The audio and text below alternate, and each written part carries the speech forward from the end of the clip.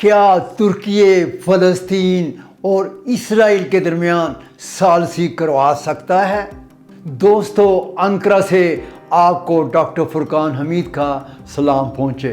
دوستو، جیسا کہ آپ جانتے ہیں کہ گزشتہ ہفتے ایران نے اپنی قوت بازو پر بھروسہ کرتے ہوئے پہلی بار اسرائیل پر براہ راست حملہ کر کے دنیا میں اور خاص طور پر اسلامی ممالک میں کھلبلی پیدا کر دی تھی، اور خیال ظاہر کیا جا رہا تھا کہ اسرائیل لازمی طور پر ایران کے اس حملے کا جواب دے گا، اور ایران کے اس حملے کے بعد ترک صدر ایردوان پر خاموشی اختیار کرنے کے الزامات بھی لگائے جاتے رہے ہیں۔ لیکن شاید آپ کو یہ معلوم نہیں ہے کہ وہ بڑی خاموشی سے سفارتی کوششوں کو جاری رکھے ہوئے تھے، لیکن حماس کے سیاسی رہنما اسماعیل ہنیہ کے دورہ ترکیے اور صدر ایردوان سے ملاقات نے سب کچھ بدل کر رکھ دیا ہے، اور اب دنیا ایک بار پھر صدر ایردوان کے فلسطین اور اسرائیل کے درمیان ثالثی کروانے کے بارے میں عالمی میڈیا پر بڑے پیمانے پر خبریں بھی پیش کر رہا ہے، بلکہ مغربی ممالک اور اسرائیل کے میڈیا نے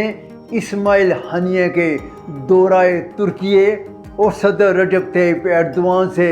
ہونے والے مذاکرات کے بارے میں لکھا ہے کہ یہ سیاسی علامت کی حیثیت رکھنے والے مذاکرات ہیں، اور صدر ایردوان نے اسماعیل ہنیہ کا استقبال ایک ریاست کے سربراہ کی طرح کر کے دنیا پر یہ ثابت کرنے کی کوشش کی ہے کہ ترکیے کے بغیر یا ترکیے کے ضامن ملک بنے بغیر اس مسئلے کو حل نہیں کیا جا سکتا ہے، یا اس کا حل ممکن ہی نہیں ہے۔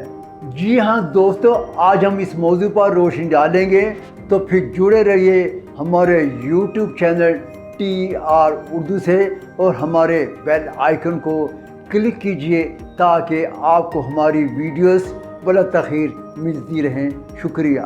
دوستو، گزشتہ ہفتے ہی ترکیے سے غزہ کے لیے 9واں امدادی بحری جہاز مصر کی العرش بندرگاہ پر پہنچا، جس میں 3776 ٹن انسانی امداد سامان لدا ہوا تھا۔ بندرگاہ پر بحری جہاز سے اتارے جانے والے 3774 ٹن انسانی امدادی سامان کو ٹرکوں اور ٹریلرز کے ذریعے رفح بارڈر گیٹ تک پہنچایا گیا۔ ترکیے اس وقت غزہ کے فلسطینیوں کو امداد فراہم کرنے والا سب سے بڑا ملک ہے، اور غزہ کے مظلوم لوگوں کی نظریں ترکیے ہی پر مرکوز ہو کر رہ گئی ہیں۔ امداد پہنچانے کے ساتھ ساتھ ترکیے کے صدر رجب طیب ایردوان نے بڑے مؤثر طریقے سے غزہ کی صورتحال کے بارے میں اور اس مسئلے کو حل کرنے کے بارے میں اپنی سفارتی کوششوں کا سلسلہ جاری رکھا ہوا ہے۔ انہوں نے اپنے امریکہ کے دورے سے قبل استنبول میں حماس کے سیاسی بیورو کے چیئرمین اسماعیل ہنیہ سے ملاقات کی، جو کہ 2.5 گھنٹے تک جاری رہی۔ اس ملاقات میں گزشتہ 194 روز سے اسرائیل کی جانب سے مسلسل غزہ پر جاری حملوں اور اس کے اثرات کا تمام پہلوؤں سے جائزہ لیا گیا۔ خطے میں شہید ہونے والے فلسطینیوں کی تعداد میں مسلسل اضافہ ہوتا جا رہا ہے، اور یہ تعداد اس وقت تک 33,970 سے بھی تجاوز کر چکی ہے۔ صدر ایردوان، جو کہ غزہ میں امن کے لیے ہر قسم کے مذاکرات میں ثالثی کا کردار ادا کر رہے ہیں، نے اسماعیل ہنیہ کے ساتھ غزہ کی تازہ ترین صورتحال،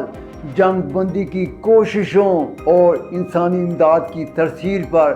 تبادلہ خیال کیا ہے۔ ترکیے غزہ میں انسانی المیوں کو ختم کرنے اور خطے میں بڑھتی ہوئی کشیدگی کو کم کرنے کے لیے اپنی سفارتی کوششوں کو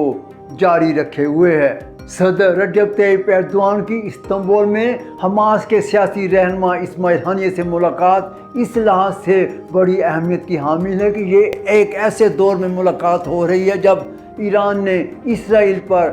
براہ راست حملہ کیا ہے۔ اس حملے سے مشرق وسطی میں کشیدگی میں اتنا زیادہ اضافہ ہو چکا ہے کہ یہ کشیدگی اب کسی وقت بھی ایٹم بم کی طرح پھٹ سکتی ہے۔ ایران کے اسرائیل کی سرزمین پر براہ راست حملے کے بعد سے غزہ کی صورتحال کو پس پش ڈال دیا گیا ہے، لیکن خطے میں کشیدگی کی اصل وجہ اسرائیل کے غزہ پر قبضے اور فلسطینیوں کو وہاں سے نکال باہر کرنا ہے۔ صدر ایردوان اور اسماعیل ہنیہ کے درمیان ہونے والے مذاکرات کی کوریج کی اگرچہ پریس کو اجازت نہیں دی گئی تھی، لیکن صدر ایردوان کے اپنے تمام اعلیٰ حکام، جس میں وزیر خارجہ حقان فیدان، خفیہ سروس MIT کے سربراہ ابراہیم کھلن، صدارتی اطلاعاتی ڈائریکٹوریٹ کے ڈائریکٹر فخرالدین آلتون اور صدر کی خارجہ پالیسی اور سلامتی کے مشیر اعلیٰ چاغاتائی عاقب بھی موجود تھے، جس سے ملاقات کے کس قدر اہم ہونے کی واضح عکاسی بھی ہو جاتی ہے۔ ملاقات کے دوران غزہ اور فلسطینی علاقوں اور اسرائیل کے حملوں سے متعلق امور، غزہ میں انسانی امداد کی مناسب اور بالاتحاد ترسیل کو یقینی بنانے کے لیے اٹھائے جانے والے تمام اقدامات اور منصفانہ خطے میں دیر پا امن پر تبادلہ خیال کیا گیا۔ یہاں اپنے دوستوں کو یہ بھی بتاتا چلوں، اسماعیل ہنیہ کے ساتھ ہونے والی ملاقات میں جنگ بندی کے لیے کیے جانے والے اقدامات کے ساتھ ساتھ حماس اور الفتح گروپوں کے درمیان مفاہمت کے حصول کے معاملے پر بھی غور کیا گیا ہے۔ ترکی کو خدشہ ہے کہ خطے کے دو اہم اور حریف ممالک کے درمیان فوجی کشیدگی ایک نئی علاقائی جنگ کو جنم دے سکے گی، جس سے غزہ کا بحران بالکل فراموش ہو کر رہ جائے گا۔ اسی لیے ترکی کی وزارت خارجہ نے اپنے 19 اپریل کے تحریری بیان میں اس تشویش کا اظہار کیا تھا کہ ترکی تمام فریقین کو ایسے اقدامات سے گریز کرنے کی دعوت دیتا ہے جس سے علاقے کی کشیدگی خطرے کی صورتحال اختیار کر جائے۔ بیان میں کہا گیا کہ بین الاقوامی برادری کی ترجیح غزہ میں قتل عام کو رکوانے، فلسطینی ریاست کے قیام اور خطے میں مستقل امن کو یقینی بنانا ہونا چاہیے۔ اس وجہ سے ترکی نے اپنی سفارتی کوششوں کا مرکز جنگ بندی اور دو ریاستی حل کے تناظر ہی میں رکھا ہوا ہے۔ ترک وزیر خارجہ حقان فیدان اور امریکی وزیر خارجہ انتھونی بلنکن اور نیشنل انٹیلیجنس ایجنسی کے سربراہ ابراہیم کھلن کے درمیان گزشتہ ہفتے CIA کے ڈائریکٹر ولیم برنس کے درمیان ہونے والے اہم رابطوں کے ایجنڈے میں یہ امور شامل تھے کہ جنگ بندی کے مذاکرات میں رکاوٹ کو دور کرنے، ان رابطوں کے درمیان یا ان رابطوں کے دوران جنگ بندی، یرغمالیوں، فلسطینی قیدیوں کی رہائی جیسے معاملات پر کیا اقدامات کیے جا سکتے ہیں اور اسرائیل حماس کو کیسے مذاکرات کی میز پر لایا جا سکتا ہے جیسے معاملات کا جائزہ لیا گیا۔ ترکی اس بات کا دفاع کر رہا ہے کہ اسرائیل سن 1967 کی سرحدوں کے اندر ایک فلسطینی ریاست کے قیام کو قبول کرے اور اس طریقے سے حماس، جسے مغربی ممالک دہشت گرد تنظیم کے طور پر دیکھتے ہیں، قبول کرنے کی صورت میں اسے سیاسی دھارے میں بڑی آسانی سے شامل کیا جا سکتا ہے،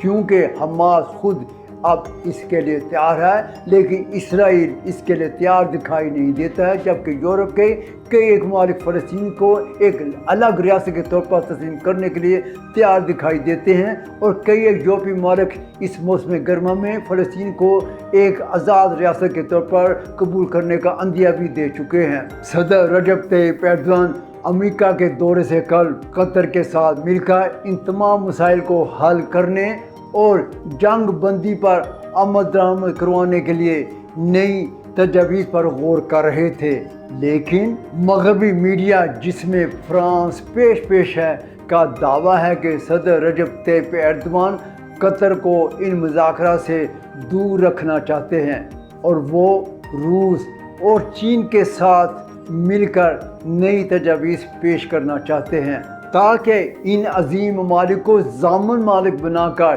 اس مسئلے کو حل کروایا جا سکے۔ فلسطینی مہاجرین کو واپس ان کی سرزمین پر بسایا جا سکے۔ اس لیے مغربی میڈیا حماس کے پولیٹیکل بیورو کے سربراہ اسماعیل ہنیہ کے دورہ ترکیے کو گیم چینجر کے طور پر دیکھ رہے ہیں۔ مغربی میڈیا کے مطابق ترکیے اسماعیل ہنیہ کو اہمیت دے کر دراصل ترکی اس مسئلے کی چابیاں اپنے ہاتھوں میں رکھنا چاہتا ہے۔ مغربی میڈیا مصر کے وزیر خارجہ سامی شکری کے دورہ ترکیے کو ایک ایسے وقت میں دورے کی طرف توجہ مبذول کراتے ہوئے لکھتا ہے کہ ایسے وقت میں مصر کے وزیر خارجہ کا دورہ ترکیے کا مطلب ترکیے کے ہاتھ مضبوط کرنا ہے۔ دوستو، اسی لیے تو کہتے ہیں کسی پر الزام لگانے سے قبل اس الزام کی تہ پر پہنچنا بہت ضروری ہوتا ہے۔ اور اب دیکھ لیں صدر رجب طیب ایردوان